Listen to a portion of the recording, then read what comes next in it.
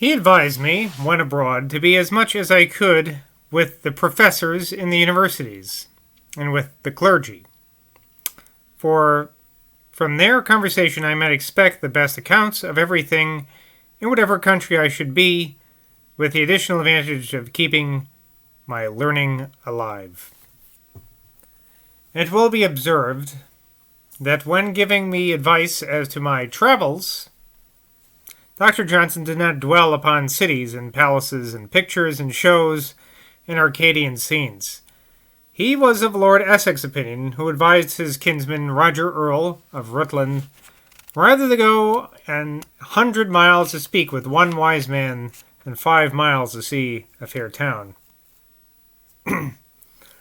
I described to him an imprudent fellow, later footnote says James Macpherson, from Scotland, who affected to be a savage and rallied at the established system. Johnson said, "There is nothing surprising in this, sir. He wants to make himself conspicuous. He would tumble in a hogsty as long as you looked at him and called to him to come out. But let him alone, never mind him, and he'll soon give it over." I added that the same person maintained that there was no distinction between virtue and vice. Johnson said, "Why, sir, if the fellow does not think as he speaks, he is lying, and I see not what honor he can propose to himself from having the character of a liar. But if he does really think that there is no distinction between virtue and vice, why, sir, when he leaves our houses, let us count our spoons." Sir David Dalrymple,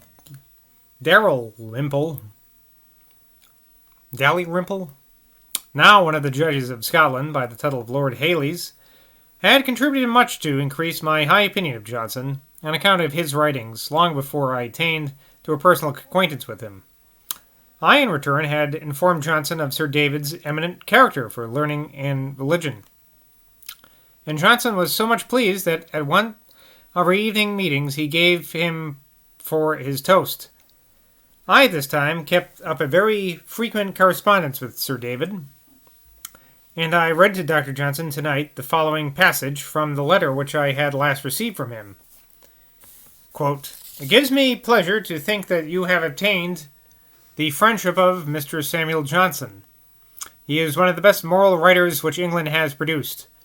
At the same time, I envy you the free and undisguised converse with such a man. May I beg you to present my best respects to him, and to assure him of the veneration which I entertain for the author of The Rambler and of Rasselas? Let me recommend this last work to you. With The Rambler you certainly are acquainted. In Rasselas you will see a tender-hearted operator who probes the wound only to heal it. Swift, on the contrary, mangles human nature. He cuts and slashes as if he took pleasure in the operation, like the tyrant who said, Ita feri ut se sentiat immorti. Strike, so that he may feel himself dying. From Suetonius in Caligula, chapter 30. Johnson seemed to be much gratified by this just and well-turned compliment. He recommended to me to keep a journal of my life, full and unreserved. He said it would be a very good exercise, and would yield me greatest satisfaction when the particulars were faded from my remembrance. I was uncommonly fortunate, having had a previous coincidence of opinion with him about the subject, for I had kept such journal for some time, and it was no small pleasure to me to have this to tell him, and to receive his approbation. He counseled me to keep it private, and said I might surely have a friend who would burn it in case of my death. From this habit I have been enabled to give the world so many anecdotes. I have been able to give the world so many anecdotes which would otherwise have been lost to posterity. I mentioned that I was afraid I put into my journal too many little incidents. Johnson said, "There is nothing, sir, too little for so little a creature as man.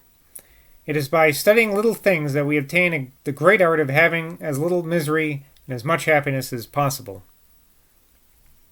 Next morning, Mr. Dempster happened to call upon me, and was so much struck even with the imperfect account which I gave him of Dr. Johnson's conversation, that to his honor be it recorded, when I complained that drinking port and sitting up late with him affected my nerves for some time after, he said, "One had better be palsied at 18 than not keep company with such a man."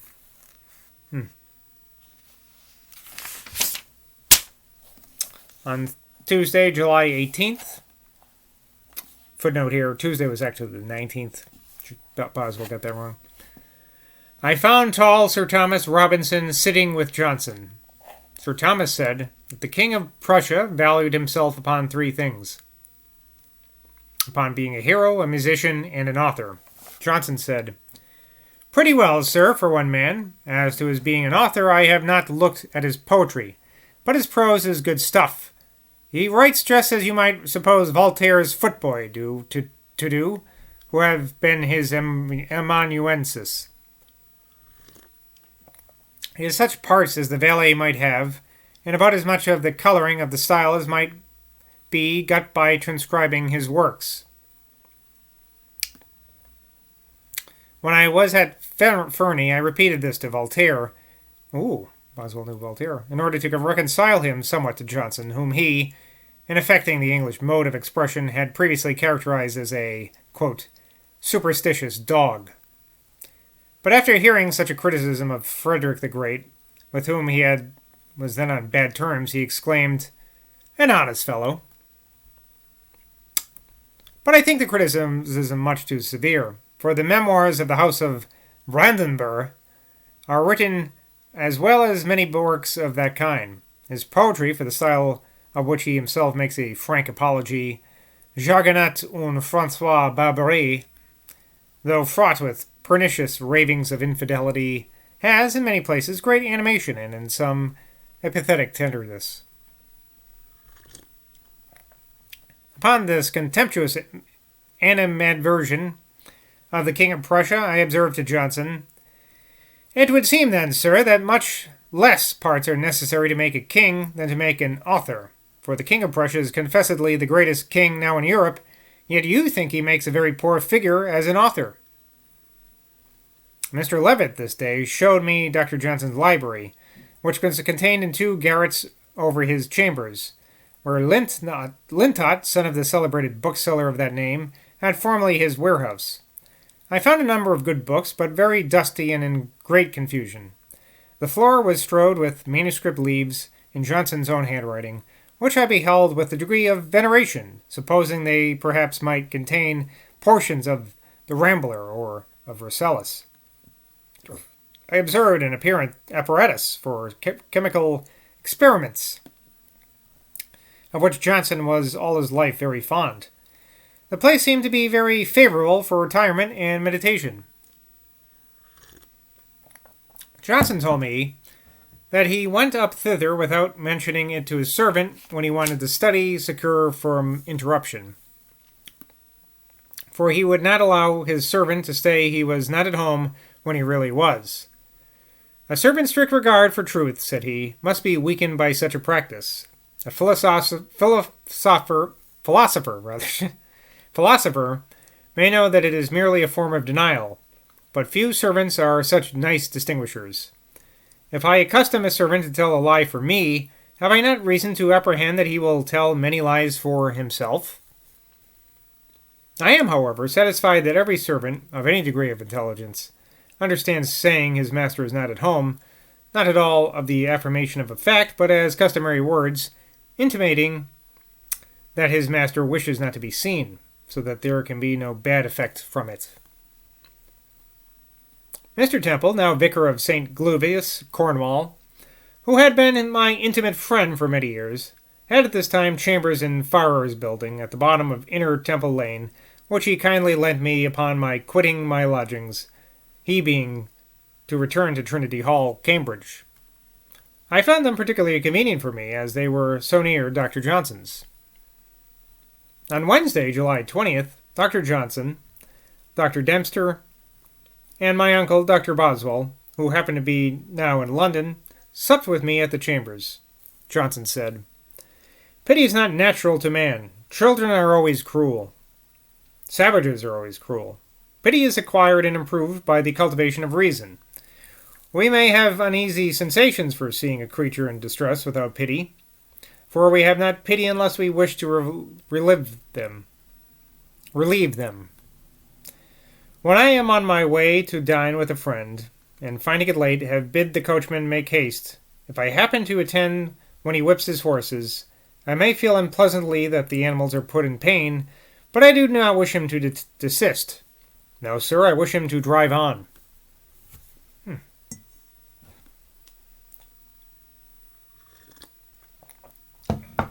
Mr. Alexander Donaldson, bookseller of Edinburgh, had for some time opened a shop in London, and sold his cheap editions of the most popular English books in defiance of the supposed common law right of literary property.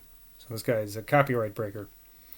Johnson, though he concurred in the opinion, which was afterwards sanctioned by a judgment in the House of Lords, that there was no such right, was at this time very angry that the booksellers of London, for whom he uniformly professed much regard, should suffer from an invasion of what they had ever considered to be secure. And he was loud and violent against Mr. Donaldson. He is a fellow who takes advantage of the law to injure his brethren. For, notwithstanding that the statute secures only 14 years of exclusive rights, it has always been understood by the trade that he who buys the copyright of a book from the author obtains a perpetual property. And upon that belief, numberless bargains are made to transfer that property after the expiration of the statutory term. Now Donaldson, I say, takes advantage here of people who had really an quite equitable title from usage. And if we consider how few of the books, of which they buy the property, succeed so well as to bring profit, we should be of opinion that the terms of 14 years is too short. It should be 60 years. Dempster said, Donaldson, sir, is anxious for the encouragement of literature. He reduces the price of books so that poor students may buy them. Johnson, laughing, Well, sir, allowing that to be his motive, he is no better than Robin Hood, who robbed the rich in order to give to the poor. Oh, Robin Hood's a good guy, though. It is remarkable that when the great question concerning literary property came to be ultimately tried before the supreme tribunal of this country, in consequence of the very spirited exertions of Mr. Donaldson, Dr. Johnson was zealous against a perpetuity, but he thought that the term of the exclusive right of authors should be considered considerably enlarged. He was then for granting 100 years. So he would be a Mickey Mouse copyright kind of guy, I guess. The conversation now turned upon Mr. David Hume's style. Johnson said, Why, sir, his style is not English. The structure of his sentences is French. Now, the French structure and the English structure may, in the nature of things, be equally good. But if you allow that the English language is established, he is wrong. My name might originally have been Nicholson as well as Johnson, but were you to call me Nicholson now, you would call me very absurdly. Rousseau's treatise on the inequality of mankind was at this time a fashionable topic. It gave rise to an observation by Mr. Dempster that the advantages of fortune and rank were nothing to a wise man who ought to value only merit. Johnson said, If man were a savage, living in the woods by himself, this might be true. But in civilized society, we all depend upon each other, and our happiness is very much owing to the good opinions of mankind. Now, sir, in civilized society, external advantages make us more respected.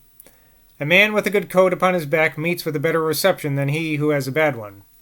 Sir, you may analyze this and say that what is there in it? But that will avail you nothing, for it is a part of a general system. Pound Street Paul's Church into atoms, and consider any single atom. It is, to be sure, good for nothing. But put all those atoms together and you have St. Paul's Church. So it is with human felicity, which is made up of many ingredients, each of which may be showed to be very insignificant. In civilized society, personal merit will not serve you as much as money will. Sir, you may make the experiment. Go into the street and give one man a lecture on morality and another a shilling and see which will respect you most.